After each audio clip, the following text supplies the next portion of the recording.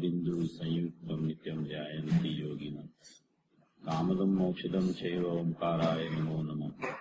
मंगलम भगवान वीरो मंगलम गौतमो गणि मंगलम कुंदकुंदार्यो जैन धर्मोस्तु मंगलम।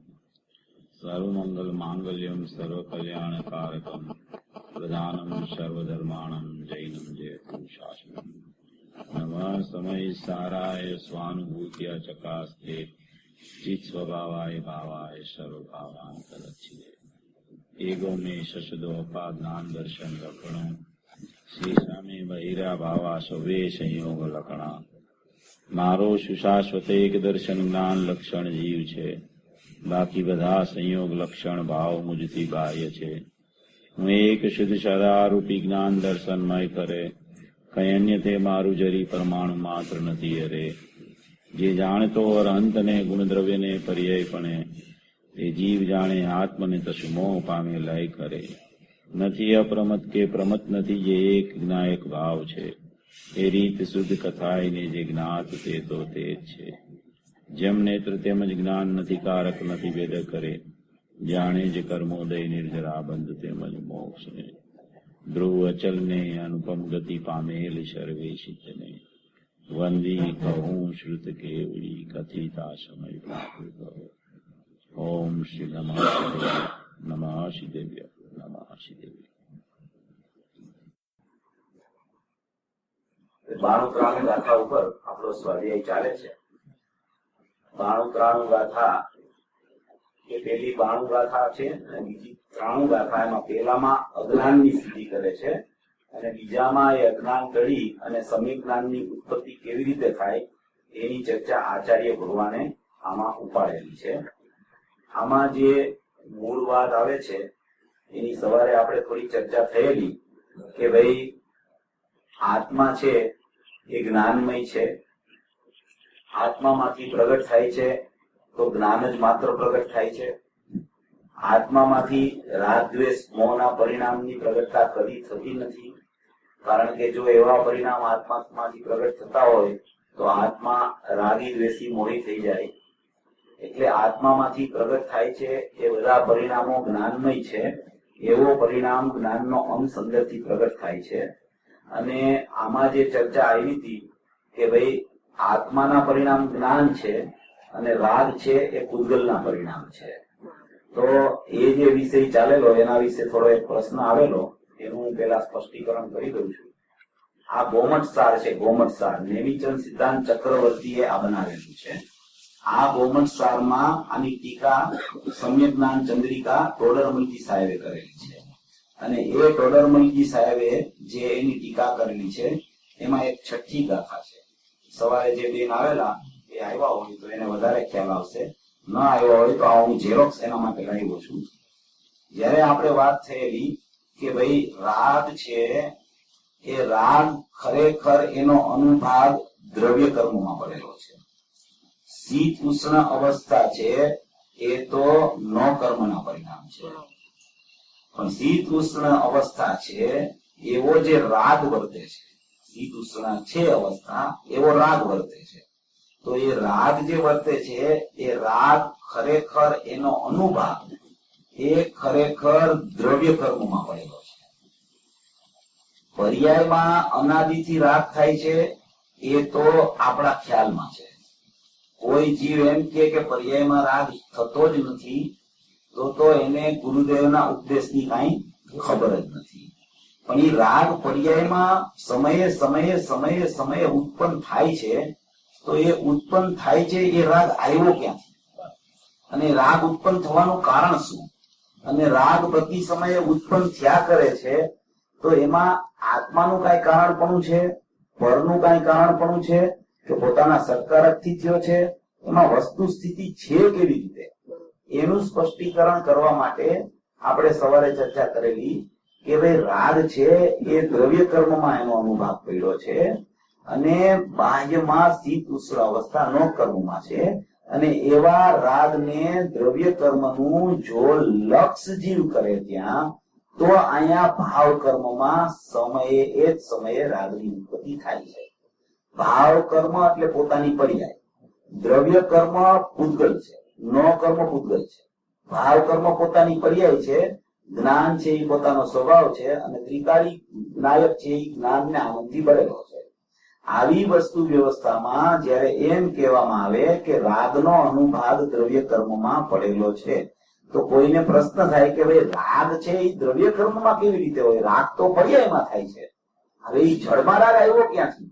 જળમાં તો રાગ અમે સાંભળ્યું નથી ક્યારેય. ગુરુદેવે બહુ સ્પષ્ટીકરણ કર્યું છે. હમણાં અત્યારે જે પ્રવચન ચાલ્યું એમાં જે બેઠા હશે એને સ્પષ્ટીકરણ થઈ ગયું હશે, પણ હું છતાંય આમાં શાસ્ત્રનો આધાર અને ગુરુદેવની વાણીનો આધાર તો આપણી પાસે પ્રવચનમાં છે જ, પણ આ શાસ્ત્રના આધારથી પણ હું સિદ્ધ કરું છું કે રાગ કેવી રીતે દ્રવ્ય કર્મમાં પડ્યો છે અને એનો અનુભાગ કેવી રીતે ત્યાં છે, અને એનો અનુભાગ ત્યાં જ છે ખરેખર, અને ત્યાં જ છે. એ નિમિત્તનું દ્રવ્ય કર્મ નિમિત્ત છે. એનું જો અહીંયા ભાવ કર્મ કેવી રીતે થાય કે અહીંયા પર્યાય છે અને ત્યાં દ્રવ્ય કર્મ છે. હવે એ દ્રવ્ય કર્મ પૃથક છે, અહીંયા પર્યાય છે, એ દ્રવ્ય કર્મથી પૃથક છે. અહીંયા પર્યાય છે, ત્યાં દ્રવ્ય કર્મમાં પણ પૂતગલની પર્યાય છે. નિમિત્ત નૈમિતિક સંબંધ પણ બે દ્રવ્યની બે પર્યાય વચ્ચે લાવવું પડે છે. દ્રવ્ય તો એનું એવું ને એવું છે, જીવે એવો ને એવો છે દ્રવ્ય તરીકે, પણ અહીંયા જીવની પર્યાય છે, ત્યાં પૂતગલની પર્યાય છે. તો પૂતગલની પર્યાયમાં એનો જે અનુભાગ રાગનો પડ્યો છે એનો અબાધાકાર પાકતા એનો ઉદય ત્યાં આવે છે. એનો ઉદય રાગનો ત્યાં આવે છે. રાગ દ્વેષ મોહના જે અશુદ્ધ પરિણામ જીવના કહેવામાં આવે છે, એ અશુદ્ધ પરિણામ ખરેખર થાય છે કેવી રીતે? સમયે સમયે એનો અનુભાગ ખરેખર દ્રવ્ય કર્મમાં પડેલો છે. હવે જે જીવ એ દ્રવ્ય કર્મની જેને સમજણ નથી, જેને આત્માની સમજણ નથી, જેને જ્ઞાનની સમજણ નથી, આપણે ખરેખર તો જાવું છે જ્ઞાનમાં આત્મા કેવી રીતે જણાય છે અને આત્મા કેવો છે ત્યાં. પણ આ જ્યાં સુધી એને સમજણ ન થાય ત્યાં સુધી જો જ્ઞાનને આત્માની ચર્ચા કરીએ તો એને એમ થાય કે રાગ ચાલુ છે અને આ જ્ઞાનમાં આત્મા કેવી રીતે ખ્યાલમાં આવે અને એને શુદ્ધ કેવી રીતે કેવો? એનું પરિણમન તો અત્યારે રાગરૂપ વર્તી રહ્યું છે અને એને મારે શુદ્ધતા તરીકે સ્વીકાર કેવી રીતે કરવો? એટલા માટે આ ચર્ચા આપણે લીધી છે. એ ચર્ચા કરીને પછી આપણે મૂળ વાત ઉપર જાય છીએ. તો અહીંયા એક જે સમ્યક જ્ઞાન ચંદ્રિકા નામની ટીકા કરેલી છે એમાં એક આ તો ઢુંઢારી ભાષામાં છે, એટલે આમાં બહુરી બહુરી બહુરી એવા શબ્દ આવતા હોય, પણ હું એનું સ્પષ્ટીકરણ કરું છું. છઠ્ઠી ગાથા છે ગોમતસારની. સો કર્મ સામાન્ય ભાવરૂપ કર્મત્વ કરી એક પ્રકાર હે. કર્મનો એક પ્રકાર છે. બહુરી સોઈ કર્મ દ્રવ્ય ભાવ કે ભેદ કે દો પ્રકાર હે. જો તમે એને જોવો તો ખરેખર કર્મના બે પ્રકાર છે, દ્રવ્ય અને ભાવ. દ્રવ્ય અને भाव के दो प्रकार के कर्म है। कहा ज्ञानावरणिक आदि रूप उद्गल द्रव्य का पिंड सो द्रव्य कर्म है। જ્ઞાનાવરણી આદિ ઉત્કલ દ્રવ્ય નો પિંડ છે એને શું કહેવામાં આવે છે? દ્રવ્ય કર્મ. બહુરી તો પણ બહુરી 30 પિંડ વિશે ફળ દેને કી શક્તિ है। એ જે દ્રવ્ય કર્મ નો અનુભાગ છે એમાં ફળ આપવાની શક્તિ રહેલી છે।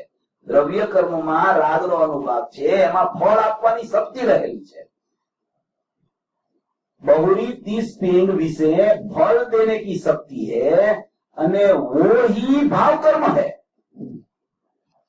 દ્રવ્ય કર્મ જે ફળ આપે છે એને ભાવ કર્મ કહેવામાં આવે છે। અથવા कार्य विषय कारण के उपचार ते 30 शक्ति ते उत्पन्न भय अज्ञान आदि व क्रोधादि सो भी भाव कर्म है। એટલે કે કાર્ય જે થયું અહીંયા ભાવ કર્મ નું કાર્ય થયું એની પર્યાયમાં ભાવ કર્મ રાગ દ્વેષ મોહના પરિણામની પર્યાયમાં જીવની પર્યાયમાં થયા તો એ પર્યાયમાં રાગ દ્વેષ મોહ થયા એ શું કહેવાય? કાર્ય। તો એ કાર્ય થયું તો એનું કારણ કોણ? તો એ કારણ ખરેખર દ્રવ્ય કર્મમાં પડ્યું છે। દ્રવ્ય કર્મને કારણે અહીંયા ભાવ કર્મ નથી થતા પણ અહીંયા જે પર્યાયનો ઉત્પાદ થાય છે એ જો દ્રવ્ય કર્મનું લક્ષ કરે એને નિમિત્ત બનાવે ને તો અહીંયા નૈમિતિક એવું પરિણમન થાય છે। એને નિમિત્ત ન બનાવે અને એ જ પર્યાયમાં એક જ્ઞાયકને નિમિત્ત બનાવે, એટલે કે જ્ઞાયકનું લક્ષ કરે, તો અહીંયા રાગ દ્વેષ મોહના પરિણામની ઉત્પત્તિ થતી નથી. રાગ દ્વેષ મોહની ઉત્પત્તિ પણ સમયવર્તી છે. પર્યાય સમય સમય સમય કરી અને અનંતકાળ ગયો છે. આ કોઈ આ સમયે રાગ દ્વેષ મોહની ઉત્પત્તિ થઈ એટલે બીજે સમયે થાશે જ એવો કોઈ નિયમ નથી. જો એ ચેતી જાય, જો એને જ્ઞાનીની વાણી ખરેખર ખ્યાલમાં આવી જાય, તો ગુરુદેવે હમણાં એક પ્રવચનમાં 50 વખત એમ કીધું, 50 વખત કે રાગ દ્વેષ મોહ પૂતગલના પરિણામ છે. એ શા માટે એમ કહે છે? કારણ કે એમ કહેવા માંગે છે, પાછું એમ કીધું કે જો કોઈ એમ માને કે રાગ દ્વેષ મોહ એની પર્યાયમાં નથી થતા અને કર્મને કારણે એની પર્યાયમાં થાય છે, તો એને કઈ ખબર નથી. અશુદ્ધ ઉપાદાન થી પોતાની પર્યાયમાં પોતાના પર્યાયના સત્કારકથી થાય છે, અને એ જ અશુદ્ધ ઉપાદાનને તમે એ જ ઉપાદાનને ક્ષણિક ઉપાદાનને તમે નૈમિતિક થી જોવો તો નૈમિતિક કેવી રીતે થાય? નૈમિતિક પર્યાયનું પરિણમન જે થાય એ નૈમિતિક થાય કેવી રીતે? નૈમિતિક નિયમથી નિમિત્તના લક્ષ્ય થાય, જ્ઞાયકના લક્ષ્ય ન થાય.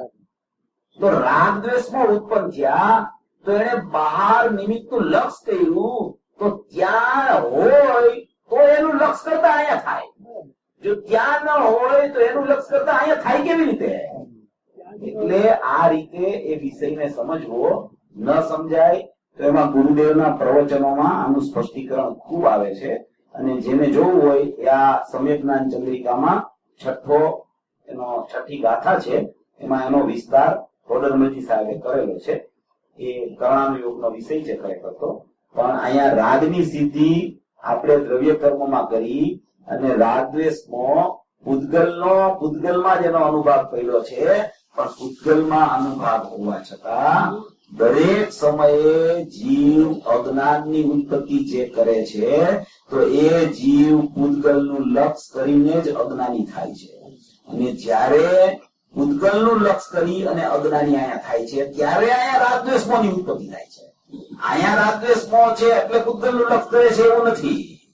નિમિત્તના લક્ષ્ય નૈમિતિક થાય છે. નૈમિતિક છે સ્વતંત્ર ક્ષણિક ઉપાદાન, પણ એ ક્યારેય પણ લક્ષ વગર નથી હોતું. જો કાં એ બહાર લક્ષ કરે છે પર્યાય અને કાં અંદર લક્ષ કરે છે. નિયમથી નિમિત્તના લક્ષ્ય નૈમિતિક થાય, અને એ નૈમિતિક છે એ અશુદ્ધ હોય તો એને બહારનું લક્ષ છે, અને એ નૈમિતિકને પણ તમે શુદ્ધમાં લ્યો તો એને અંદરનું લક્ષ છે. હવે લક્ષ એટલે શું? લક્ષ કોને કહેવાય? લક્ષ એટલે અહીંયા દ્રવ્ય કર્મ છે અને અહીંયા ભાવ કર્મ છે, એટલે આમ લક્ષ કરે છે તો એવી રીતે લક્ષ નથી હોતું. લક્ષની પરિભાષા કઈક જુદી છે. લક્ષની પરિભાષા એવી છે કે જે પર્યાય એની પ્રગટ પ્રત્યેક સમયે થાય છે એમાં એનો અભિપ્રાય જેવો કામ કરતો હોય, એ અભિપ્રાય જ્યાં પ્રગટ થાય એમાં જો અભિપ્રાયમાં મિથ્યાત્વ રાગ દ્વેષ મોહ હોય તો નિયમથી એમ કહેવામાં આવે કે આને પરનું લક્ષ છે. અને એ અભિપ્રાયમાં એને સમ્યક દર્શન જ્ઞાન ચારિત્રાણી મોક્ષ હોય, મોક્ષ માર્ગ હોય, તો એમ કહેવામાં આવે કે આ જીવે દ્રવ્યનું લક્ષ કર્યું છે. કોઈ દ્રવ્ય અહીંયા દૂર છે ને પર્યાય લક્ષ કરવા જાય છે એવું નથી. ફળ અહીંયા પૃથક એટલે દૂર છે ને અહીંયા એનું લક્ષ કરી શકે છે, એવી લક્ષની પરિભાષા ખરેખર છે નહીં. પર્યાય પોતે પોતાના ક્ષેત્રમાં રહીને, પોતાના અસંખ્ય પ્રદેશી ક્ષેત્રોને ન છોડીને પર્યાયમાં રહીને નિર્ણય કરે છે કે હું દ્રવ્ય છું, તો એમ કહેવામાં આવે છે કે આ પર્યાય સ્વનું લક્ષ કર્યું. અને હું દ્રવ્ય છું એવો નિર્ણય જે પર્યાયમાં નથી થતો એને એમ કહેવામાં આવે છે કે આ પર્યાય પરનું લક્ષ કર્યું. લક્ષની પરિભાષા કઈ આમ જોવું કે આમ અંદર જોવું એનું નામ લક્ષની પરિભાષા ખરેખર નથી. એટલે આ બધી પરિભાષા જે ગુરુદેવ આપણને સમજાવે છે એ રીતે આપણે સમજીએ તો આપણને આ બધું એકદમ ચોખ્ખું કરીને ગયા છે ગુરુદેવ. ગુરુદેવની વાણી સાંભળતા બધો એકદમ ખ્યાલ આવી જાય એવું છે. ગુરુદેવે હજારો વાર કીધું કે પર્યાયમાં રહી અને દ્રવ્યનું લક્ષ કરે છે. પર્યાય દ્રવ્યની સન્મુખ થઈ, એનો અર્થ એમ કે પર્યાય પર્યાયમાં રહીને એમ કે છે કે હું દ્રવ્ય છું. એને એમ કહેવાય કે પર્યાય હવે પર્યાયની બેઠક છોડી અને પર્યાય દ્રવ્યમાં બેસી ગઈ છે, એમ કહેવામાં આવે. બાકી પર્યાય પર્યાયમાં છે, દ્રવ્ય દ્રવ્યમાં છે. બે માંથી એકે કદી એકમેક થઈ શકતા નથી. જો એકમેક થાય તો પર્યાય બીજા સમયે નાશ થાય છે. પર્યાયના નાશે નિયમથી દ્રવ્યનો નાશ થઈ જાય. અનુભૂતિના સમયે પણ અભેદ પરિણમન કહેવામાં આવે છે. એ સમયે પણ પર્યાય પર્યાયના ક્ષેત્રમાં છે, દ્રવ્ય દ્રવ્યના ક્ષેત્રમાં છે. દ્રવ્ય અને પર્યાયનો જે ભેદ વિકલ્પ હોય છે, એ ભેદ રૂપી વિકલ્પ છૂટે છે. એને એમ કહેવામાં આવે છે કે દ્રવ્ય અને પર્યાયનું અભેદ પરિણમન થઈ ગયું. અભેદ પરિણમનનો અર્થ નથી કે એક મેક થઈ જાય છે. દ્રવ્ય અને પર્યાયની સત્તા પ્રથમથી ભિન્ન છે તો એ ભિન્ન જ છે. કોઈ અપેક્ષાએ અભિન્ન કહેવામાં આવી છે, એ કોઈ એક અપેક્ષાએ કહેવામાં આવી છે. કોઈ એક અપેક્ષા એટલે જેવું દ્રવ્ય છે એવી જ પર્યાય પ્રગટ થઈ તો એમ કહેવાય કે કોઈ એક અપેક્ષાએ અભિન્ન એટલે કે અનન્ય છે. બાકી દ્રવ્ય દ્રવ્ય રૂપ છે, પર્યાય પર્યાય રૂપ છે, પર રૂપ છે. કોઈને એકબીજાને કદી ક્યાંય સંબંધ થતો નથી અને થવાનો પણ નથી. એવી વ્યવસ્થા પૂજ્ય ગુરુદેવ શ્રીએ જે આપણને આચાર્ય ભગવાનના માધ્યમથી બતાવી છે, એ 91-92 ગાથા ઉપર આપણો સ્વાધ્યાય ચાલે છે. 92 ગાથામાં આપણે ટીકા ચાલુ કરેલી કે અજ્ઞાનથી આ આત્મા પરનો અને પોતાનો પરસ્પર વિશેષ તફાવત ન જાણતો હોય ત્યારે પરને પોતારૂપ કરતો અને પોતાને પર કરતો પોતે અજ્ઞાનમય થયો થકો કર્મનો કરતા પ્રતિભાસે છે. એટલે કે જ્યાં સુધી આત્મા પર અને પોતાનો, આત્માનો અને પરનો, એટલે કે દ્રવ્ય કર્મ, ભાવ કર્મ કે નો કર્મ, એ બધું પરમાં જાય છે. એનો અને આત્માનો પરસ્પર ભિન્નતા રૂપી તફાવત ન જાણતો હોય ત્યાં સુધી એ જીવ ભેદ જ્ઞાન કરી શકતો નથી. અને ભેદ જ્ઞાન કરી શકતો નથી, તફાવત પાડી શકતો નથી, બેને એકમેક માની જાણીને પરિણમે છે. એવા જીવને અજ્ઞાની કહેવામાં આવે છે. અજ્ઞાની આત્મા આવો છે એવું નથી. આત્મા અને પર એનો વિવેક જે કરતો નથી ને એનું નામ સમયવર્તી અજ્ઞાની પડે છે. જીવ જ્ઞાનમય હોય છે, જીવ કોઈ અજ્ઞાની હોતો નથી. અજ્ઞાન એક સમયે પ્રગટ અજ્ઞાન થાય છે, એને જ્ઞાન સાથે અભેદ કરીને એને અજ્ઞાની કહેવામાં આવે છે. જીવ તો જ્ઞાનમય છે, જીવમાં જ્ઞાન રહેલું છે. જીવમાં ક્યાંય એના અસંખ્ય પ્રદેશમાં અજ્ઞાન નામની કોઈ ચીજ નથી. એટલે એ અજ્ઞાનમય થયો થકો કર્મનો કરતા પ્રતિભાસે છે. તે સ્પષ્ટતાથી સમજાવવામાં આવે છે. જેમ શીત ઉષ્ણનો અનુભવ કરાવવામાં સમર્થ એવી શીત ઉષ્ણ પૂતગલ પરિણામની અવસ્થા પૂતગલથી અભિન્નપણાને લીધે આત્માથી સદાય અત્યંત ભિન્ન છે. શીત ઉષ્ણનો અનુભવ એટલે ઠંડા ગરમનો અનુભવ કરાવવામાં આવતી એવી શીત ઉષ્ણ પૂતગલ પરિણામની અવસ્થા. પૂતગલ છે એ દ્રવ્ય છે અને એના પરિણામ છે એ પ્રગટ જે થાય છે શીત ઉષ્ણ રૂપે, એનો અનુભવ કરાવવામાં આવતા એ શીત ઉષ્ણ પર્યાય અને પૂતગલ એ અભિન્ન હોવાથી એ આત્માથી તો સદાય ભિન્ન છે. એનું અભિન્નપણું પૂતગલનું અને પૂતગલની પર્યાયનું એમાં છે અને અહીંયા જીવ એનાથી જુદો છે. અને તેના નિમિત્તે, કોના નિમિત્તે? પૂતગલના નિમિત્તે, શીત ઉષ્ણના નિમિત્તે અને તેના નિમિત્તે થતો તે પ્રકારનો અનુભવ, તેના નિમિત્તે થતો તે પ્રકારનો અનુભવ, અનુભવ એટલે જ્ઞાન, અનુભવ એટલે જ્ઞાન. એટલે કે અહીંયા શીત ઉષ્ણ અવસ્થા બહારમાં છે એવું અહીંયા જ્ઞાન થાય છે. એવું જે જ્ઞાન તેનું નિમિત્તપણું છે અને અહીંયા એવું જ્ઞાન થાય છે. જ્ઞાન એવું પ્રગટ થાય છે કે બહારમાં આવું છે.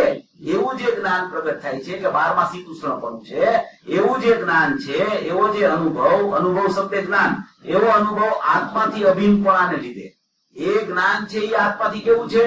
અભિન્ન છે. કારણ કે એ પૂતગલથી ભિન્ન છે માટે આત્માથી અભિન્ન છે. એવો અનુભવ આત્માથી અભિન્નપણાને લીધે પૂતગલથી સદાય અત્યંત ભિન્ન છે. એટલે અહીંયા આખી ગાથામાં સિદ્ધ એમ કરશે કે જ્ઞાન આત્માથી અભિન્ન છે અને રાગ પૂતગલથી અભિન્ન છે. રાગ છે એ ખરેખર પૂતગલના લક્ષે થાય છે એટલે પૂતગલના પરિણામ છે. અનુભૂતિના સમયે રાગ હોતો નથી, જીવનો ભાવ નથી, નિર્વિકલ્પ દશાના કાળે હોતો નથી, યથાખ્યાત ચારિત્ર થાય ત્યારે પણ રાગ હોતો નથી. માટે રાગ એની પર્યાયમાંથી પણ નીકળી જાય છે. માટે ઈ પર્યાયનો સ્વભાવ નથી. પર્યાયનો વિભાવ પણ સમયવર્તી છે, આગળ પાછળ ક્યાંય નથી રાગ. એમ અહીંયા બતાવી રાગને પૂતગલમાં અભેદ કરી, જ્ઞાનને આત્માથી અભેદ કરી, અને જ્ઞાનમાં આત્મા કેવી રીતે જણાઈ રહ્યો છે, એ આત્મા કેવો છે અને એનું જ્ઞાન કેવું છે, એ રાગને અને શીતોષ્ણ અવસ્થાને પૂતગલમાં નાખી અને અહીંયા જ્ઞાનને આત્માની ચર્ચા આ ગાથામાં આચાર્ય ભગવાન કરવામાં આવે છે. અનુભવ આત્માથી અભિન્નપણાને લીધે પૂતગલથી સદાય અત્યંત ભિન્ન છે. તેવી જ રીતે તે પ્રકારનો અનુભવ કરાવવામાં સમર્થ એવી રાગ દ્વેષ સુખ દુઃખ આદિ રૂપ, એવી રીતે જેમ શીતોષ્ણ અવસ્થા પૂતગલથી અભિન્ન છે અને જ્ઞાન આત્માથી અભિન્ન છે. શીતોષ્ણ અવસ્થા છે એનું અહીંયા જ્ઞાન એટલે કે અનુભવ થાય છે, એ જ્ઞાન આત્માથી અનન્ય છે અને શીતોષ્ણ અવસ્થા પૂતગલથી અનન્ય છે. તેવી રીતે તે પ્રકારનો અનુભવ કરવામાં સમર્થ, તેવી જ રીતે તે પ્રકારનો અનુભવ કરવામાં સમર્થ એવી રાગ દ્વેષ સુખ દુઃખ આદિ રૂપ પૂતગલ પરિણામની અવસ્થા. આમાં આચાર્ય ભગવાન ચોખ્ખું લખે છે કે રાગ દ્વેષ સુખ દુઃખ આદિ રૂપ પૂતગલ પરિણામની અવસ્થા, જીવના પરિણામની અવસ્થા એમ નથી લખવામાં, પૂતગલ પરિણામની અવસ્થા. અને ગુરુદેવે એનો અર્થ એમ જ કર્યો છે કે આ પૂતગલના પરિણામ છે. પૂતગલ પરિણામની અવસ્થા પૂતગલથી અભિન્નપણાને લીધે આત્માથી સદાય અત્યંત ભિન્ન છે અને તેના નિમિત્તે થતો તે પ્રકારનો અનુભવ આત્માથી અભિન્નપણાને લીધે પૂતગલથી સદાય અત્યંત ભિન્ન છે. જ્યારે અજ્ઞાનને લીધે આત્મા તે રાગદ્વેષ સુખ દુઃખાદિનો અને તેના અનુભવનો પરસ્પર વિશેષ ન જાણતો હોય ત્યારે એકપણાના અધ્યાસને લીધે શીત ઉષ્ણની માફક, અર્થાત જેમ શીત ઉષ્ણપણે આત્મા વડે પરિણમવું અશક્ય છે, તેમ જેમના રૂપે આત્મા વડે પરિણમવું અશક્ય છે, એવા રાગદ્વેષ સુખ દુઃખાદિ રૂપ અજ્ઞાન આત્મા વડે પરિણમતો થકો, અર્થાત પરિણમ્યો હોવાનું માનતો થકો. પરિણમ્યો હોવો થકો એટલે પરિણમ્યો છું એવો ભ્રમ થાય છે, એવી માન્યતા એની થઈ જાય છે કે હું રાગદ્વેષ રૂપ પરિણમી ગયો છું, હું રાગદ્વેષ રૂપ થઈ ગયો છું, એવી એની ભ્રમણા થાય છે, એવી માન્યતા થાય છે. એવું માનતો થકો જ્ઞાનનું અજ્ઞાનત્વ પ્રગટ કરતો. હવે આ મૂળ વિષય છે. જ્ઞાનનું અજ્ઞાનત્વ પ્રગટ કરતો થકો પોતે અજ્ઞાનમય થયો થકો. સમયે સમયે સમયે એ જીવ કાં તો જ્ઞાનનું જ્ઞાનત્વ કરે છે અને કાં તો જ્ઞાનનું અજ્ઞાનત્વ કરે છે. આ અજ્ઞાનમય થયો તકો હું રાગી છું અર્થાત હું રાગ કરું છું ઇત્યાદિ વિધિથી રાગાદી કર્મોનો કરતા પ્રતિભાસે છે. હવે આ મૂળ વિષય જે છે કે જ્ઞાનનું અજ્ઞાનત્વ કેવી રીતે થઈ જાય અને જ્ઞાનનું જ્ઞાનત્વ કેવી રીતે થઈ જાય. આ 92મી ગાથા છે એ જ્ઞાનના અજ્ઞાનત્વની છે અને 93મી ગાથા છે એ જ્ઞાનના જ્ઞાનત્વની છે. હવે જીવનો સ્વભાવ જે છે ત્રિકાળી દ્રવ્ય છે, એ ત્રિકાળી દ્રવ્ય જ્ઞાનાનંદ સ્વભાવી છે. એમાં અનંત ગુણો ભરેલા છે. એ અનંત ગુણો ભરાય સુખમય છે, આનંદમય છે, જ્ઞાનમય છે, સ્વચ્છતામય છે અને એમાં અનાદિથી જ્ઞાન સુખ ને આનંદ જ ભરેલા છે. એની પ્રાપ્તિ કરવા માટે જીવ તત્પર છે. હવે એવો સુખનો ખજાનો એની પાસે અનાદિથી એવો ને એવો પડ્યો છે, અકબંધ. એ પેટી પેક રાખ્યો છે એને, એમાં અંદર એને ડોક્યુ કરવાનો પ્રયત્ન જ ક્યારેય કર્યો નથી. એવો જે આખો ખજાનો, આખી સુખની ખાણ, આખી જ્ઞાન ને આનંદની ખાણ, આખી અપરિણામી તત્વ આખું એવું નિષ્ક્રિયપણે રહેલું, એવું નિષ્ક્રિય શુદ્ધ પરિણામિક તત્વ એની પાસે અનાદિથી એવું ને એવું જાજ્વલ્ય માન પડેલું છે. હવે એ તત્વ છે, એ તત્વમાંથી પ્રતિ સમયે એક જ્ઞાન પ્રગટ થાય છે. પ્રગટ થાય છે દરેક જીવને જ્ઞાન. એ માને કે ન માને એ જુદો વિષય, એની માન્યતાનો દોષ કે માન્યતાનો નિર્દોષપણું એ જુદો વિષય છે. પણ વસ્તુની સ્થિતિ શું છે, વસ્તુનો સ્વભાવ શું છે, વસ્તુ કેવી રીતે રહેલી છે અને વસ્તુનું પરિણમન કેવી રીતે પ્રતિ સમયે થયા કરે છે અને પરિણમનમાં કેવી રીતે એ ભૂલે છે અને પરિણમનમાં કેવી રીતે એ નિર્ભૂલ સ્વભાવને યાદ કરે છે, એની વ્યવસ્થા પેલા જો એને વાસ્તવિકપણે સમજાઈ જાય તો આમાં કામ છે ને બહુ થોડું છે અને અજ્ઞાન છે ને સમયવર્તી છે. જ્ઞાન નિરંતર છે, ત્રિકાળવર્તી છે અને અજ્ઞાન સમયવર્તી છે. સમય સમય સમય સમય સમય કરીને પોતાના સ્વભાવને ભૂલે છે તો અજ્ઞાન પ્રગટ થાય છે. અને પોતાના સ્વભાવને જો સમજી લે, નિર્ણયમાં લઈ લે, તો એને સમ્યક જ્ઞાનની ઉત્પત્તિ થઈ જાય છે. સમય એક છે. જે સમયે જ્ઞાન અંદરથી પ્રગટ થાય છે એ જ સમયે કાં તો જ્ઞાનનું અજ્ઞાનત્વ થઈ જાય છે અને કાં એ જ સમયે જ્ઞાનનું જ્ઞાનત્વ પ્રગટ થઈ જાય છે. એક જ સમયનું કામ છે. એક જ સમયમાં આ બધું થાય છે. એક સમયનો તમે વિચાર કરો તો અસંખ્ય સમય ચાલ્યા જાય. જે એક સમયમાં બધું એવું અંદરથી દરેક જીવને પ્રગટ રૂપે એક અંશી આખો જ્ઞાયક છે. એમાંથી અંશરૂપ જ્ઞાનનો ઉત્પાદ થાય છે. દરેક જીવને અંદરથી જ્ઞાન જ પ્રગટે છે. જો અંદરથી અજ્ઞાન પ્રગટતું હોય તો કોઈ દિવસ કોઈ જીવ સમ્યક જ્ઞાની ન થાય. અને જો અંદરથી સમ્યક જ્ઞાન આવતું હોય તો કોઈ દિવસ કોઈ જીવ મિથ્યા જ્ઞાની ન થાય. એ ન્યાયથી અંદરથી જ્ઞાન આવે છે. અંદરથી બીજું કાંઈ આવતું નથી. અંદરથી જ્ઞાનનો અંશ પ્રગટ થાય છે. એ જ્ઞાનના અંશને કહેવાય છે ઉત્પાદ. એ ઉત્પાદ સ્વભાવ છે. વ્યય પણ સ્વભાવ છે અને પરિણમન વિભાવ છે. આ એક સમયની વાત ચાલે છે. બીજો સમય તમે કોઈ વિચારમાં નહીં લેતા, નહીં તો ખોટો થશે. એક સમયે પ્રત્યેક સમયે જ્ઞાનનો ઉત્પાદ થાય છે અંશરૂપ. અંશી જ્ઞાનમય છે તો એમાંથી જ્ઞાન પ્રગટ થાય છે. પ્રત્યેક સમયે જ્ઞાન આવે છે. પ્રત્યેક સમયે જ્ઞાનનો ઉત્પાદ છે. જ્ઞાનનો ઉત્પાદ છે. જ્ઞાનનો ઉત્પાદ છે. એ જ્ઞાન કેવું છે? એ જ્ઞાનમાં અનુભૂતિ સ્વરૂપ ભગવાન આત્મા બાળગોપાળ સૌને અનુભવાઈ ગયો છે. સૌને જણાઈ ગયો છે. સૌને ખરેખર ખ્યાલમાં આવી ગયો છે. એવું જ્ઞાન પ્રગટ થાય છે. તો કે એ ખ્યાલમાં આવી ગયો છે એવું જ્ઞાન પ્રગટ થાય છે. એનો ન્યાય શું? તો કે એ જ્ઞાન અંદરથી આવ્યું છે. તો અંદરમાં જે હતું એ લઈને આવ્યું છે. તો અંદરમાં જે હતું એ લઈને આવ્યું છે. તો અંદરમાં શું છે? દરેક જીવને આત્માને ઓળખવો છે. દરેક જીવને એમ કે છે કે તારા ઉપયોગને બહારથી ફેરવીને નાયકમાં લઈ જા, દ્રવ્ય દ્રષ્ટિ કર, અનુભવ કર, શુદ્ધ આત્માની સન્મુખ થા. પણ એ આત્મામાં શું ભરેલું છે? એ આત્મા કેવો છે? એનો મહિમા કેવી રીતે આવે? એનો મહિમા નથી આવતો ને એટલે એની તરફ એનો ઉપયોગ જાતો નથી. એટલે બહારથી ઉપયોગ ખસતો નથી. હવે આત્મા એવડો મોટો છે, એટલું બધું એમાં ભરેલું છે, એટલો બધો સભર છે, એટલો બધો મહિમાવંત છે, એટલા અનંત ગુણો ભરેલા છે એમાં કે એક એક એક એક ગુણની પણ જો ખરેખર વિચારણા જીવ કરે ને તો એના કેટલા ભવો નીકળી જાય. એવા એક એક ગુણનું સામર્થ્ય છે. જ્ઞાનનું સામર્થ્ય સ્વને જાણવાનું છે અને જ્ઞાનનો સ્વભાવ સ્વને જાણવાનો છે અને એનું સામર્થ્ય સ્વ પર બેઈને જાણવાનું છે. એનો સ્વભાવ સ્વને જ જાણવાનો છે. અનુભૂતિ સ્વરૂપ ભગવાન આત્મા બાળગોપાળ સૌને જણાઈ ગયો છે અને એ જ સમયે જાણતું જ્ઞાનમાં સ્વ પર પ્રકાશક પણ એનું સામર્થ્ય છે. એ જેવું સ્વ છે એવું પણ જાણી લે છે અને એ જ સમયે પર પણ જેવું છે એ પણ એના જ્ઞાનમાં જાણવામાં આવી જાય છે. આવો સામર્થવાન, આવો મહિમાવંત આત્મા એના એક જ્ઞાનના અંશમાં પણ આવું જાણવું થતું હોય તો એ અંશી કેવો હોય? એનું ધ્રુવપણું કેવું હોય? એની શાશ્વતતા કેવી હોય? એની અનાદિ અનંતતા કેવી હોય? એનો અનંત ગુણોનું અંદરમાં રૂપ કેવું હોય? એક ગુણમાં અનંત ગુણનું રૂપ કેવું હોય?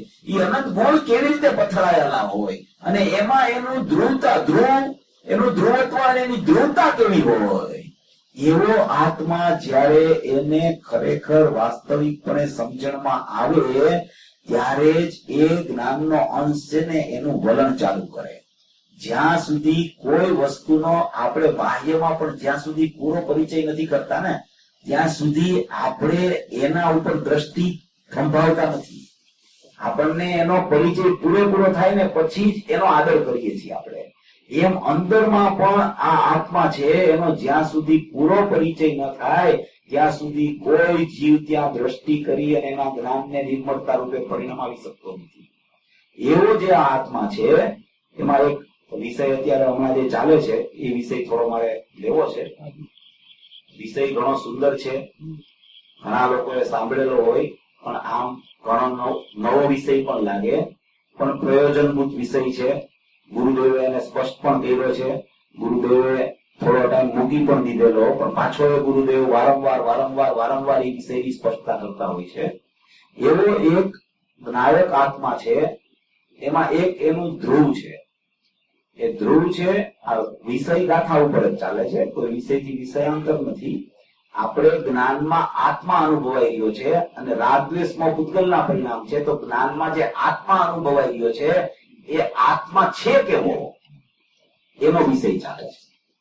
એ આત્મા છે એ ત્રિકાળી દ્રવ્ય છે, એને કહેવાય છે દ્રષ્ટિનો વિષય, એને કહેવાય છે ઉપાદેયભૂત તત્વ, અખંડ તત્વ, અપરિણામી તત્વ.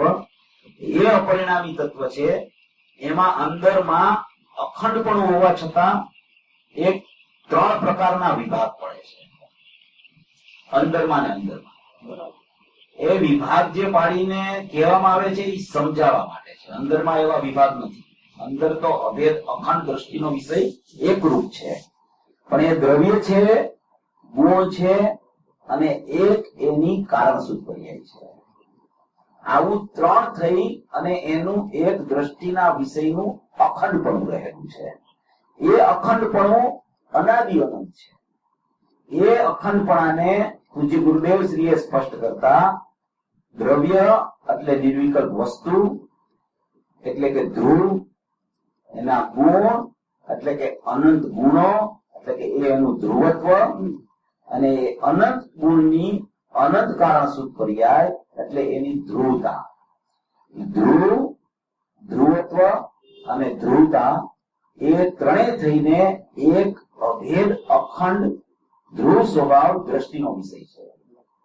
એ દ્રષ્ટિનો વિષય પરિપૂર્ણ ક્યારે થાય કે દ્રવ્ય ગુણ તો પરિપૂર્ણ છે, પણ એની સાથે રહેલી એની પૂજિત ભાવની પંચમ ભાવની પૂજિત પરિણતિ છે, એ એની સાથે રહેલી અનાદિથી છે, એને કહેવામાં આવે છે ધ્રુવ વિશેષ. અને દ્રવ્ય ગુણને કહેવામાં આવે છે ધ્રુવ સામાન્ય.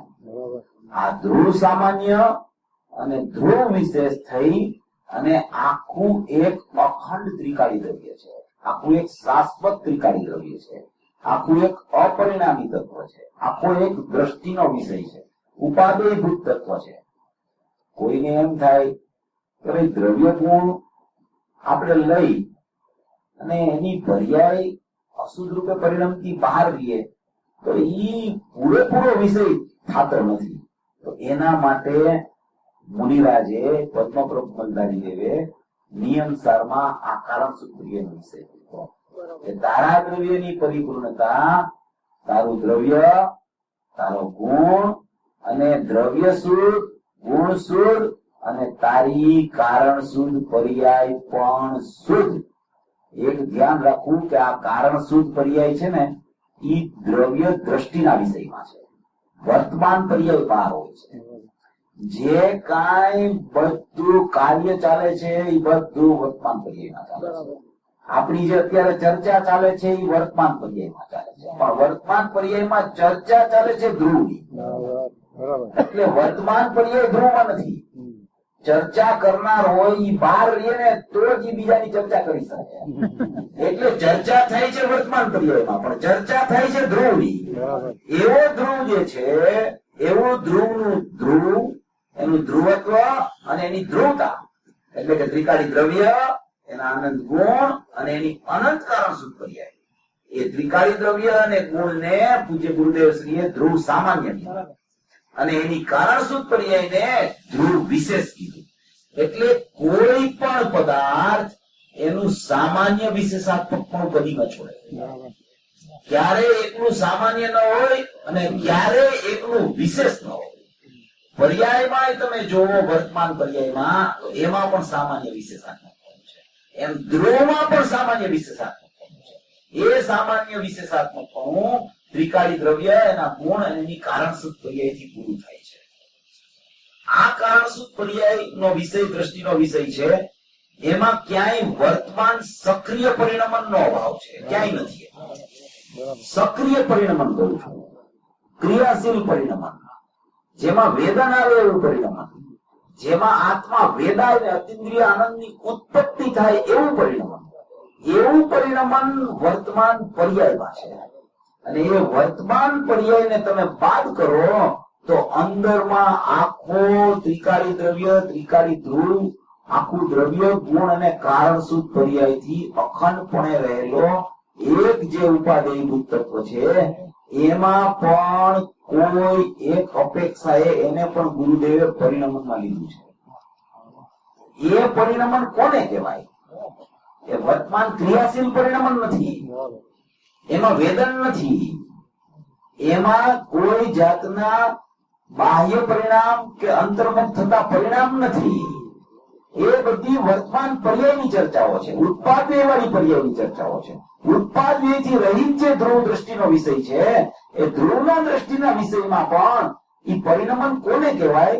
પરિણમન એટલે કોઈ પરિણમન આવું ક્રિયાશીલ પરિણમન એમ નહીં, પણ જેમ પૂજ્ય ગુરુદેવ શ્રીએ દરિયાના દ્રષ્ટાંતથી આ વિષયને સમજાવ્યો છે, તો એ વિષય જે દરિયાના દ્રષ્ટાંતથી કહેવામાં આવે છે, તો દરિયો છે ને, એ દરિયો શું થાય છે, આમ પાણીની સપાટી એની જ્યાં હોય ત્યાંથી અંદરની જેટલી વસ્તુ હોય એને દરિયો કહેવામાં આવે પાણીનો. અને એ સપાટીની ઉપર જેટલા મોજા આવે છે, એ મોજા આવે છે, એ બધું વર્તમાન પર્યાયનું પરિણમન છે. એ વર્તમાન પર્યાયનું પરિણમન છે, એ સપાટી અને સપાટીની અંદરના દરિયામાં ક્યાંય નથી. એ બાહ્ય છે, એ બહાર વર્તે છે, એ અંદરમાં ક્યાંય નથી. તો હવે એ મોજા છે, એ મોજા આવ્યા ક્યાંથી છે? એ મોજા જે પરિણમન રૂપ છે, મોજા જે ક્રિયાશીલ છે, મોજામાં કોકનો સંગ કે કોકના અસંગ થઈને પરિણમે છે જે મોજા, એ મોજાનું ઉદ્ભવ સ્થાન ક્યાં છે? તો કે મોજા આવે છે તો અંદર દરિયામાંથી જ, કઈ સપાટીની ઉપરથી આમ નથી થતા, સીધા સપાટીની ઉપરથી આમ ઊંચા નથી થતા મોજા. મોજા આવ્યા છે અંદરમાંથી, એ અંદરમાંથી મોજાનો ડગમાળ ઊંચો થયો છે, એ અંદરથી આવે છે આમ મોજા. મોજા આવીને ઉછળી ગયા છે. હવે તો મોજા અંદરથી આવ્યા છે અને અંદરથી આવીને સપાટીની ઉપર આમ ઉછળા છે અને પાછા અંદર વ્યય થઈને ચાલ્યા ગયા છે. પાછા અંદરથી આવ્યા છે, પાછા વ્યય થઈને અંદર ચાલ્યા જાય છે. તો એ આવ્યા છે અંદરથી, તો અંદરથી આવ્યા છે અને બહારમાં વ્યક્ત રૂપે થયા છે. તો બહારની જે વ્યક્ત પર્યાય છે એ જ્ઞાનના અંશમાં અનુભૂતિ સ્વરૂપ ભગવાન આત્મા અનુભવમાં આવી ગયો છે. તો એ અંશ અંદરમાંથી આવ્યો છે, તો અંદરમાં પણ એવું કઈક જાણવું દેખવું નિરંતર વર્તી રહ્યું છે. ત્યાં ક્રિયા નથી અંદરમાં, અંદરમાં નિષ્ક્રિયપણે જાણવું દેખવું ચાલુ છે. અંદરમાં સ્વભાવભૂત જાણવું દેખવું ચાલુ છે. અંદરમાં સ્વભાવ રૂપ જાણવું દેખવું ચાલી રહ્યું છે. એવું જાણવું દેખવું જો અંદરમાં ન હોય તો બહારની વ્યક્ત પર્યાયમાં અનુભૂતિ સ્વરૂપ ભગવાન આત્મા અનુભવાઈ ગયો છે એવો ભાવ વ્યક્ત રૂપે અંદરથી આવી જ શકે. માટે આ એક એવી વાત છે કે અંદરમાં પણ એવું કઈક જાણવું દેખવું વર્તી રહ્યું છે.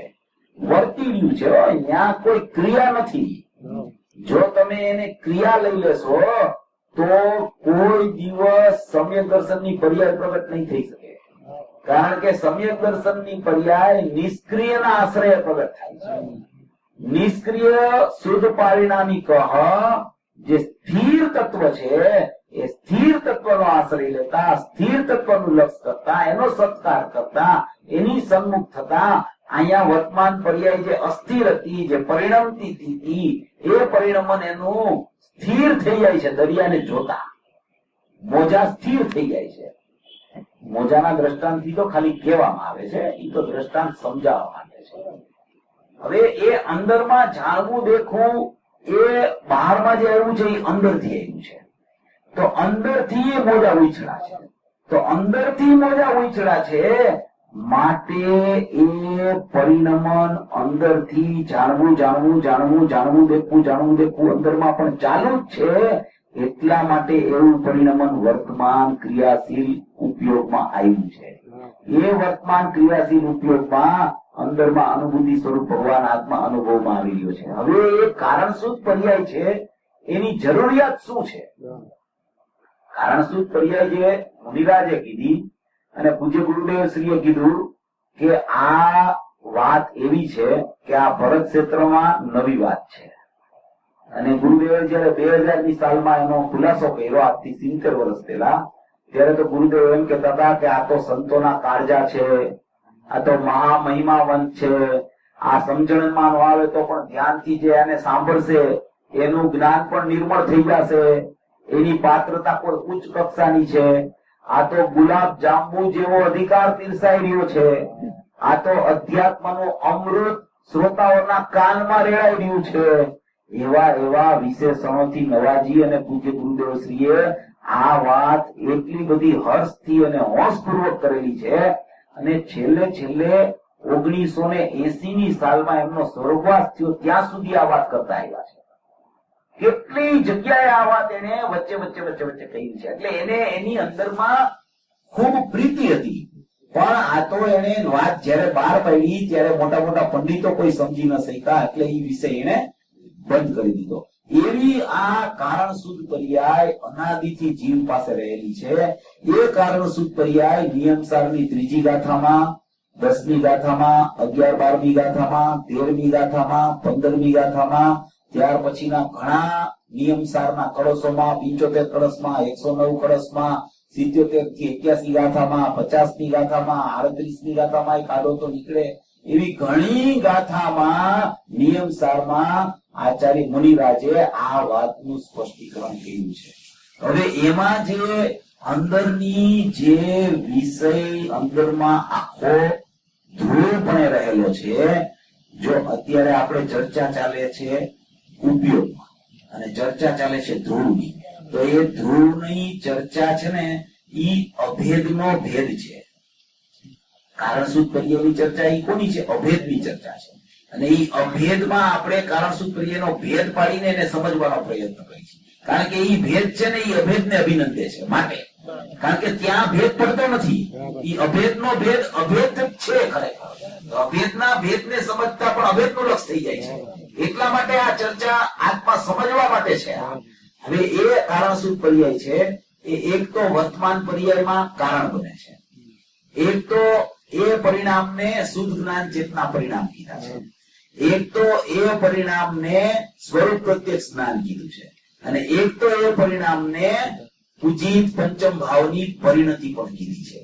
હવે આ બધી વાત મુનિરાજે અલગ અલગ શબ્દોથી કહી છે, પણ એ અલગ અલગ શબ્દોથી કહી છે એમાં અલગ અલગ ભાવ પણ ભરેલો છે.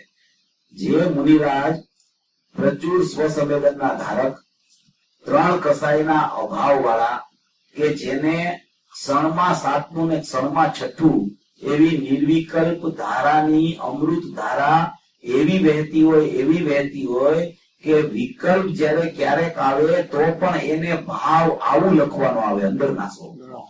એવા વિકલ્પમાં આ વાત કુદરતી મુનિરાજના શાસ્ત્રોમાં આવી ગઈ, એની ટીકામાં લખાઈ ગઈ છે. એવી આ અમૃત જેવી વાત કે તારા દ્રવ્યની ખરેખરી સાચી પર્યાય જો તું જોતો ને તો એ તારું દ્રવ્ય શુદ્ધ, તારા ગુણ શુદ્ધ, તો તારી પર્યાય અશુદ્ધ એવું કેવી રીતે બને? તો વાસ્તવિક તારી પર્યાય તો ધ્રુવ વિશેષ છે, એ તારી ખરેખરી પર્યાય છે. એનાથી જ તારો વિષય તો પૂરો થાય છે, અને એ જ ખરેખર અભેદ દ્રવ્ય દ્રષ્ટિનો વિષય છે. એ દ્રવ્ય દ્રષ્ટિનો વિષય એ દ્રષ્ટિ કરે છે એ પર્યાય છે, વર્તમાન ક્રિયાશીલ, પણ એ દ્રષ્ટિનો વિષય છે એ દ્રવ્ય ગુણ ને કારણ શું પર્યાયથી પરિપૂર્ણ થાય છે. એવો એક અભેદ તત્વ, અખંડ વિષય, ધ્યાનનું ધ્યેય, શ્રદ્ધાનું શ્રદ્ધેય, જ્ઞાનનું જ્ઞેય, એવો એક અખંડ પરમ પરિણામિક ભાવ લક્ષણથી લક્ષિત એવો દરેક જીવ પાસે અત્યારે વિદ્યમાન છે. હવે એમાં એ વિદ્યમાન છે, એમાં 4 પ્રકારે જે આચાર્ય ભગવાને વર્ણન કર્યું, એમાં 3જી ગાથામાં એને શુદ્ધ જ્ઞાન ચેતના પરિણામ કીધા. કારણ શુદ્ધ પર્યાય શુદ્ધ જ્ઞાન ચેતના પરિણામ, એટલે કે એ પરિણામથી જ આ આખો વિષય પરિપૂર્ણ થાય છે. દ્રષ્ટિનો વિષયની પરિપૂર્ણતા માટે એના કોઈ એવા પરિણામ હોવા જોઈએ કે જે શુદ્ધ હોય, તો એને 3જી ગાથામાં નિયમસારમાં શુદ્ધ જ્ઞાન ચેતના પરિણામ કહી અને દ્રવ્ય ગુણ અને કારણ શુદ્ધ પર્યાયથી આખો દ્રષ્ટિનો વિષય પૂરો કર્યો. પછી એને 10મી ગાથામાં કારણ સ્વભાવ જ્ઞાન ઉપયોગ કીધો. કારણ સ્વભાવ જ્ઞાન ઉપયોગ 3જી ગાથામાં દ્રવ્યની પરિપૂર્ણતા માટે કારણ શુદ્ધ પર્યાય કીધી. 10મી ગાથામાં કારણ સ્વભાવ જ્ઞાન ઉપયોગ કીધો. એ કારણ સ્વભાવ જ્ઞાન ઉપયોગ શા માટે કીધો? કે કોઈ પણ વર્તમાન કાર્ય એની ક્રિયાશીલ પર્યાયમાં પ્રગટ થાય તો એનું કારણપણું અંદરમાં કારણ શુદ્ધ પર્યાયમાં પડેલું છે, માટે એનું નામ એને કારણ સ્વભાવ જ્ઞાન ઉપયોગથી એનું વર્ણન કર્યું. એ કારણ સ્વભાવ જ્ઞાન ઉપયોગ પણ કારણ શુદ્ધ પર્યાય છે. અને વર્તમાન પર્યાય જયારે હું આ ત્રિકાળી દ્રવ્ય છું એમ અહમ કરે છે, ત્યારે એ અહમ તો આખા ત્રિકાળી દ્રવ્યનું કરે છે, આખા શુદ્ધ આત્માનું કરે છે, આખા શુદ્ધ આત્મામાં લવલીન થાય છે. પણ એ લવલીન જયારે અંદરમાં થાય ત્યારે વાસ્તવિકપણે એની જે તે ગુણની કારણ શુદ્ધ પર્યાય. શ્રદ્ધા સમ્યક થાય તો એની શ્રદ્ધાની કારણ શુદ્ધ પર્યાયનું કારણ પણ એમાં પડે છે. જ્ઞાન સમ્યક થાય તો જ્ઞાનની કારણ શુદ્ધ પર્યાય કારણ પડે છે. ત્રિકાળી દ્રવ્ય આખું અભેદ હોવા છતાં કારણપણું એને કારણ શુદ્ધ પર્યાયમાંથી મળે છે. એટલા માટે કારણ શુદ્ધ પર્યાયની ખરેખર વર્ણન મુનિરાજે કરેલું છે. હવે 11-12મી ગાથામાં એનો સ્વરૂપ પ્રત્યક્ષ જ્ઞાનથી વર્ણન કર્યું. સ્વરૂપ પ્રત્યક્ષ જ્ઞાન બધાયમાં કારણપણું તો સરળપણે રહેલું છે. આ બધી ગાથામાં ત્રીજી ગાથામાં શુદ્ધનાથ ચેતના પરિણામ કીધા તો પણ કારણપણું છે, આમાંય કારણપણું. 11માં સ્વરૂપ પ્રત્યક્ષ જ્ઞાનમાંય કારણપણું, અને પૂજિત ભાવ પંચમ ભાવની પરિણતિ એમાંય કારણપણું. પણ કારણપણું સામાન્યપણે હોવા છતાં એનો બીજો પણ કોઈ ભાવ અંદરમાં રહેલો છે. ખાલી કારણપણા માટે જ વર્ણન નથી કર્યું. હવે 11-12મી ગાથામાં કીધું કે સ્વરૂપ પ્રત્યક્ષ જ્ઞાન. તો સ્વરૂપ પ્રત્યક્ષ જ્ઞાન એટલે શું? તો કે એ સ્વરૂપ પ્રત્યક્ષ જ્ઞાન છે એ કારણ શુદ્ધ પર્યાય છે. તો એ કારણ શુદ્ધ પર્યાય સ્વરૂપ પ્રત્યક્ષ કેવી રીતે છે? અમે તો વર્તમાન પર્યાયને સ્વરૂપ પ્રત્યક્ષ નાયકની સન્મુખ કરવા માટે પ્રયત્ન કરી છીએ. અમારો તો પુરુષાર્થ ચાલે છે, વર્તમાન પર્યાય બહાર ચાલી ગઈ છે, વર્તમાન પર્યાયને અંદર લઈ આવી છે. અરે ભાઈ, વર્તમાન પર્યાય પણ અંદર આવા સ્વરૂપની અંદરના સ્વરૂપની સમજણ કરતા અંદર આવી જાય છે. એને લઈ આવવી નથી પડતી, એને કોઈ ફેરવી શકતું નથી, એ ક્રમબદ્ધને કોઈ આગળ પાછળ કરી શકતું નથી. પણ આવા સ્વરૂપની અંદરના સ્વભાવની જેને સમજણ થાય છે, ઈ સમજણ થાય છે તે વર્તમાન પર્યાયમાં. તો એનો મતલબ થઈ ગયો કે વર્તમાન પર્યાય અહીંયા જ છે ને ગૂંચવાયેલી છે, અહીંયા જ કામ કરી રહી છે, એનું વલણ ત્યાં જ ચાલ્યા કરે છે. તો હમણાં એને સ્વસંવેદન આવી જશે.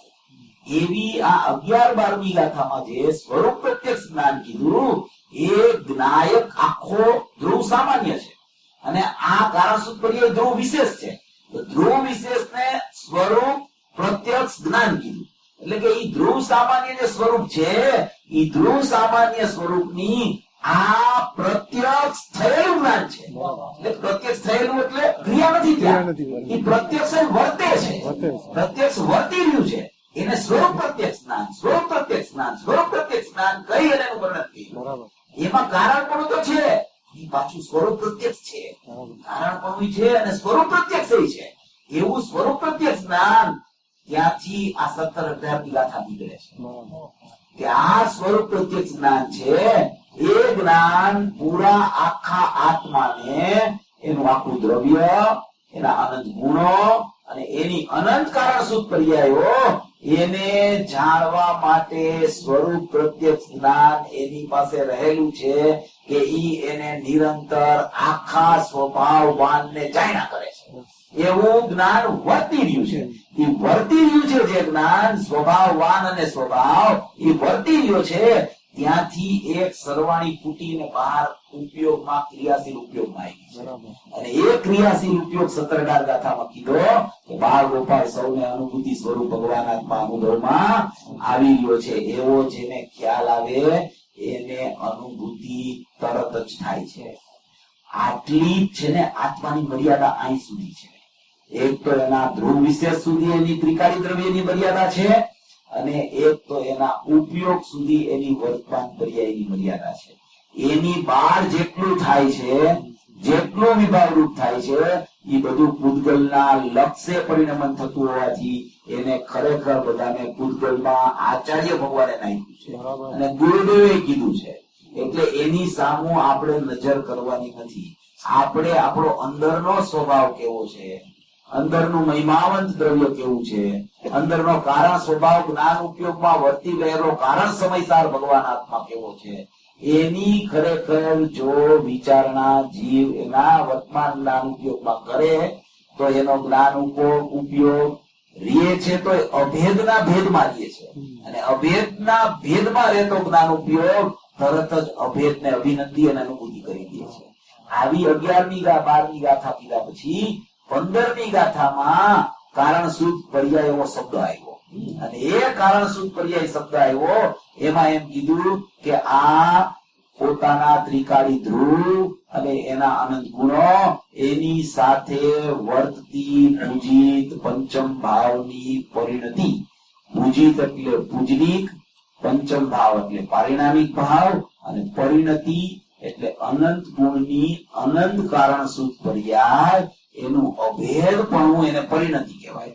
પરિણતિ શબ્દ અભેદ માટે વપરાય. જેટલી પર્યાયો હોય એનું અભેદપણું હોય એને પરિણતિ કહેવાય અને એક ગુણની એક પર્યાયને પર્યાય કહેવાય, પરિણામ કહેવાય અને અભેદ થાય એને પરિણતિ કહેવાય. તો એમાં એ શબ્દ વાપર્યો કે પૂજિત પંચમ ભાવની પરિણતિ એટલે કે આખો નાયક ભાવ છે, એના અનંત ગુણો છે, એની અનંત કારણ શુદ્ધ પર્યાયો અંદરમાં વર્તમાનમાં વિદ્યમાન છે. એનાથી આખું દ્રવ્ય ધ્રુવ સામાન્ય ને ધ્રુવ વિશેષ થઈ અને અખંડપણે અખંડતા લઈને એવું એક ધ્રુવ છે એ દ્રષ્ટિનો વિષય છે. એવી અખંડતા એની છે. અનંત ગુણની અનંત પર્યાયો કારણ રૂપે શુદ્ધપણે અંદરમાં રહેલી છે. એવો આખો સ્વભાવ પરિપૂર્ણ છે. એવા સ્વભાવને જાણતા માનતા અને એમાં લીન થતા સમ્યક દર્શન જ્ઞાન ચારિત્રાની મોક્ષ માર્ગની ઉત્પત્તિ થઈ જાય છે અને એ મોક્ષ માર્ગની ઉત્પત્તિ એનો જે ઉપયોગ છે એ પણ અંદરથી આવે છે ને અંદરમાં સમાય છે, અંદરથી આવે છે ને અંદરમાં સમાય છે. અને જે નવું થાય છે, જેટલું ઉપયોગ છે એ જૂનો છે, અંદરથી આવતો ઉપયોગ છે એ ઉત્પાદ છે, એનું પરિણમન થાય છે એ સમ્યક જ્ઞાન છે અને વ્યય થાય છે એ જેવો ઉત્પાદ આવ્યો તો એવો ઉત્પાદ વ્યય થાય છે. પરિણમન બહાર રહી જાય છે. ઉપયોગ અંદરથી આવે છે એ ઉત્પાદ છે, વ્યય અંદર ચાલ્યો જાય છે એ જેવો ઉત્પાદ આવ્યો તો એવો જ વ્યય જાય છે. એક સમય માટે પરિણમન થાય છે. એમાં સમ્યક દર્શન સમ્યક જ્ઞાન કે સમ્યક ચારિત્ર હો કે મિથ્યા દર્શન મિથ્યા જ્ઞાન કે મિથ્યા ચારિત્ર હો એને ખરેખર ઉત્પાદની ઉપાધિ કહેવામાં આવે છે. ઉત્પાદ વ્યય ધ્રુવ સ્વભાવ છે. પરિણમન છે એ ખરેખર વિશેષ ભાવ છે. વિભાવ એટલે વિશેષ ભાવ છે. ઓલો બધો સામાન્ય ભાવ છે. સામાન્ય દ્રવ્ય, સામાન્ય ગુણ, સામાન્ય કારણ શુદ્ધ પર્યાય, સામાન્ય ઉપયોગ એવું બધું થઈને સામાન્ય તે હું છું અને બાકીનું જેટલું પરિણમન પણ થાય એ બધું ખરેખર કર્મ સાપેક્ષ હોવાથી શુદ્ધ પરિણમન પણ કર્મ સાપેક્ષ છે, અશુદ્ધ પરિણમન પણ કર્મ સાપેક્ષ છે. તેથી ખરેખર એ ત્રિકાળી દ્રવ્યમાં ક્યાંય સમાવિષ્ટ નથી. ત્રિકાળી દ્રવ્યમાં તો દ્રવ્ય ગુણ એની અનંત કારણ શુદ્ધ પર્યાય છે એટલું જ છે અને એનો બહારમાં પરિણમન પણ જોવું હોય તો એનો જે અંશરૂપી ઉપયોગ આવે છે એ ઉપયોગમાં અનુભૂતિ સ્વરૂપ ભગવાન આત્મા અનુભવાઈ રહ્યો છે એવો જેને ખ્યાલ આવે એને સમ્યક જ્ઞાન થાય અને એ સમ્યક જ્ઞાન થાય એ પણ બીજે સમયે પાછું અંદર નથી જતું. અંદર તો જ્ઞાન જાય છે, અંદરથી જ્ઞાન આવે છે અને સમ્યકની ઉપાધિ લઈ ગઈ હતી, એ પરિણમન હતું, એ વિશેષ ભાવ હતો, એ બહાર રહી જાય છે અને અંદર જે વ્યય થઈને ઉત્પાદ ગયો એ વ્યય ગયો એમાં જ્ઞાનમાં એની જેવું પરિણમન જીવતું એવી યોગ્યતા લઈને એવું જ્ઞાન અંદર ચાલ્યું જાય છે. અંદર બહાર જે પરિણમન થયું એ નવું છે માટે નવું કાંઈ અંદર જાતું નથી. જે અંદરથી આવે છે એ જ અંદર ચાલ્યું જાય છે અને સ્વભાવ પણ અંદર એવો છે. આવી વસ્તુની વ્યવસ્થા છે. આવો દ્રષ્ટિનો વિષય પૂજ્ય ગુરુદેવ શ્રીએ સિદ્ધ કર્યો છે અને આપણે બધા ભવિજીવો આવો મૂળભૂત સ્વભાવ મૂળ વસ્તુ એને લક્ષમાં લઈ અને એને શ્રદ્ધામાં લઈ એને ખરેખર બરાબર નિર્ણયમાં લઈ અને પેલા એની યથાર્થ સમજણ કરી અને યથાર્થ સમજણ જો આપણા જ્ઞાન શ્રદ્ધામાં આવી ગઈ તો એ જ્ઞાનમાં સમજણ આવતા જ શ્રદ્ધા એનું સમ્યક થવા માટે જાગૃત થઈ જશે. એવી આ મૂળભૂત વાત પૂજ્ય ગુરુદેવ શ્રીની છે. આમાં ત્રિકાળી દ્રવ્યની ચર્ચા એટલા માટે કરવામાં આવી છે કે આ વિષય અત્યંત પ્રયોજનભૂત છે અને જેને સમજાઈ જશે એની વર્તમાન પર્યાય ઉપરથી દ્રષ્ટિ છૂટશે અને છૂટશે. કારણ કે એની દ્રષ્ટિ અંદર દ્રવ્ય ગુણ અને કારણ શુદ્ધ પર્યાયની સમજણ જો એને થઈ જશે તો એની દ્રષ્ટિ ત્યાં જ ચાલી જશે કે મારા દ્રવ્ય ગુણ પર્યાય તો અંદરમાં છે, બહારમાં મારું કાંઈ નથી, મારે સમજવાનું ને જોવાનું છે, પણ અંદરમાં જ જોવાનું છે. એવો જેને સ્વભાવનો મહિમા આવશે તો એને સંયોગનો મહિમા છૂટી જશે, અને જેટલી પર્યાયો પ્રગટ થાય એ બધી સંયોગ છે, અને ત્રિકાળી દ્રવ્ય છે એ સ્વભાવ છે. એવા સ્વભાવનો જે જીવને મહિમા આવશે એનું પૂજ્ય ગુરુદેવ શ્રીએ એમાં વર્ણન કરેલું છે કે એનો અલ્પ કાળમાં એની મુક્તિ થઈ જશે. આવી પૂજ્ય ગુરુદેવ શ્રીની વાત છે કે સર્વ મુમુક્ષુ ભવ્ય જીવો એને ઉધારી અને મોક્ષ માર્ગમાં પ્રયાણ કરી અને મોક્ષ લક્ષ્મીને વરે એવી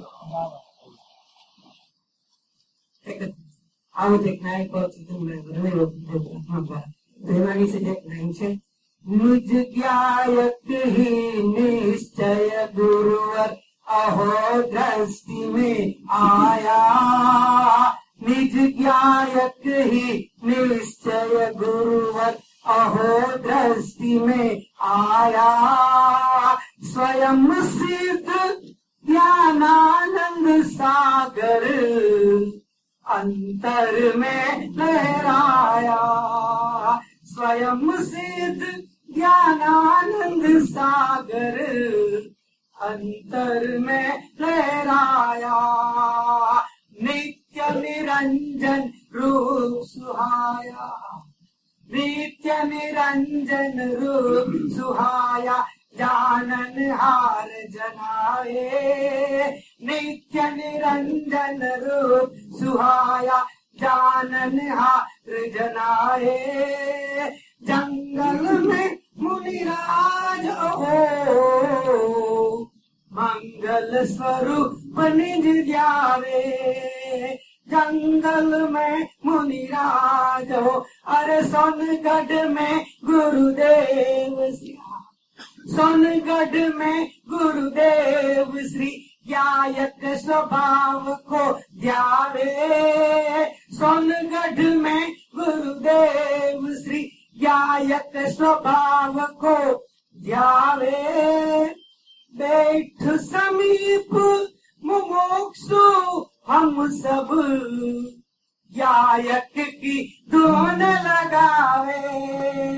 बैठ समीप मुमुक्षु हम सब ज्ञायक की धुन लगावे. सोनगढ़